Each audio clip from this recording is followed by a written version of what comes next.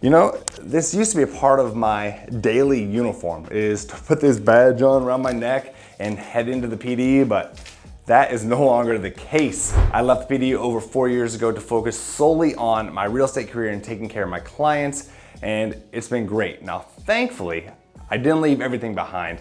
I brought along a lot of skills, knowledge, information using in my real estate business to help my clients at the highest level and make sure they are taken care of. I would like to welcome you to the channel or welcome you back if you're a return viewer. Thank you. My name is Rich Brecklin, former detective turned real estate agent and real estate agent here in Phoenix, Arizona with Real Broker. Today I want to talk about how crime can affect the housing market and home values.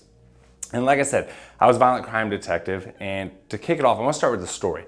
So once upon a time, I was called by a potential client who wanted to sell their home. Now, I knew this area very, very well, and it isn't because I sold a lot of homes there. Sadly, it was because, well, I was investigating a homicide next door to them, and I knew the area because of the increased violent crime and gang activity. Now, it's no fault of their own, and I was happy to help them. But when they got to look at the numbers and what the market was dictating, what their home was worth, as the comparables said, I mean, it was shocking to them. But when I asked them, well, why are you moving? And they mentioned the same things. Well, the high crime. We don't want to live in this area anymore because of the crime. They're fearful, and I completely understand. Well, so were the people moving in there. So it's bringing the prices down. Now, eventually they did get their home sold, they moved, and they were happy. But you know, if you rewind the clock 20, 30 years ago, they didn't have to worry about that. Sadly though, it is what happened, and it brought their home value down. The economy it's in turmoil with the recession and inflation and a lot of, just uncertainty of what is going on in the real estate market, what the Fed is doing, and the Fed is just rising the rates to, fight off inflation as best they can. But is it too late? How bad is it going to get before things really start to change? Or are we just at the beginning? So when things are becoming more and more expensive, your dollar is worth less and less, what does that do to people's own budgets? So people, let's say you're already in a home, but everything is getting, costlier. Maybe you get laid off from your job. Maybe you get, terminated. But now to heat and cool your home, instead of, 150 bucks a month, it's 400. To feed your family of 4, instead of 800 bucks, now it's 1,500. And more things get expensive. Well, what does that lead to? Is that going to lead to homelessness? And is that going to lead to people having to steal to live, steal to make money? But let's say that does happen, and these homeless encampments that grow and grow because people, they're down to, unfortunately, that's just what they're stuck with, which again is a awful situation. But most people don't want to live next to a homeless encampment. They don't want high crime in their neighborhood. They don't want businesses shutting down because they keep getting, robbed or stolen from. So when you see that effect and businesses leaving and high crime in the area, well, who wants to live next to that? I know for me and my family, we sure don't. Maybe some people aren't bothered by it as much. Again, if you're not, that's fine. I'm still going to help my clients wherever they want to go. I let my clients make the decision. I never make a decision for my client at all. I just give the information which I have, and then they make the decision that fits them and their needs as best as possible. But when you have high crime, it is going to bring down home values.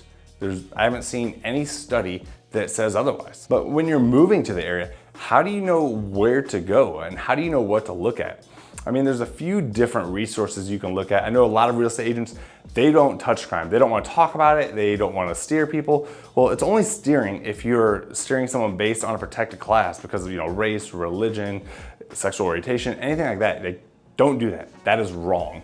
But I definitely want to give my clients the most and factual information as possible so they can make the best decision as possible.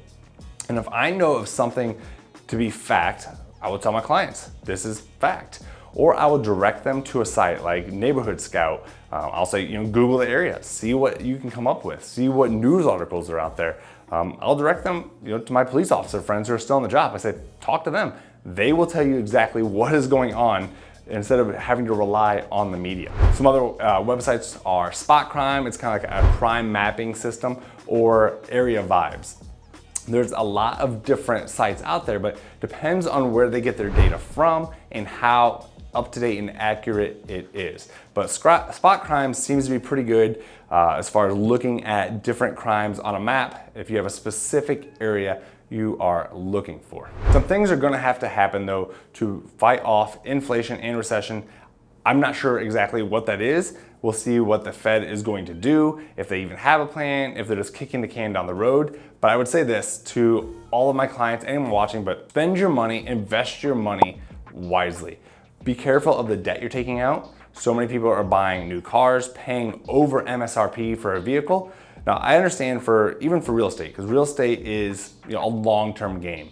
But a car, I mean, that depreciates pretty quick. I'd be very cautious about overpaying for a vehicle compared to a home. People move into homes for various reasons.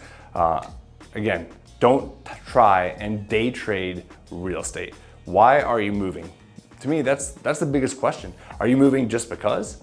Well, it might not be the right time for you to move then, to be honest with you, with the way rates are. But maybe you're relocating to Arizona like so many others are. Or maybe you don't care about the rates and you just want to upgrade and you're willing to pay the difference and understand you'll refinance later. Or maybe you're a cash buyer and the rates don't matter to you. The good thing is, with the way the market has changed here in Phoenix Metro, you can get typically a seller concession, or you don't have to pay way above list price like you had to 6-12 months ago. So that has been a little bit of a reprieve for some buyers who felt high pressure to get that under contract and overpay like they were before. But again, it comes down to why you're moving, why you're looking to buy, and that will set you up for the decisions moving forward from there. But if you are looking to move to a certain area, again, do your homework, do your research, check out those sites I mentioned, talk to officers, talk to anyone in the neighborhood that you can find. Reach out to me. If I know something, I'm definitely going to share it. I'm going to tell you, yeah, this is called Ambush Alley here in Phoenix. I'll show you the house if that's where you want to live, but just know that's why it's nicknamed what it is, Ambush Alley. If you want to live next to Ambush Alley, be my guest, and I will gladly help you buy a home there. But if you need anything at all, if you would like a relocation guide, click the link in the description. Or if you are looking to move anywhere and you're not here in Phoenix Metro moving here, I also have a link for referrals so I can put you with any of my colleagues around the country. And if you need anything, please, again, reach out. My contact info is below. It's Rich Brecklin, Real Broker, and I'll see you on the next one.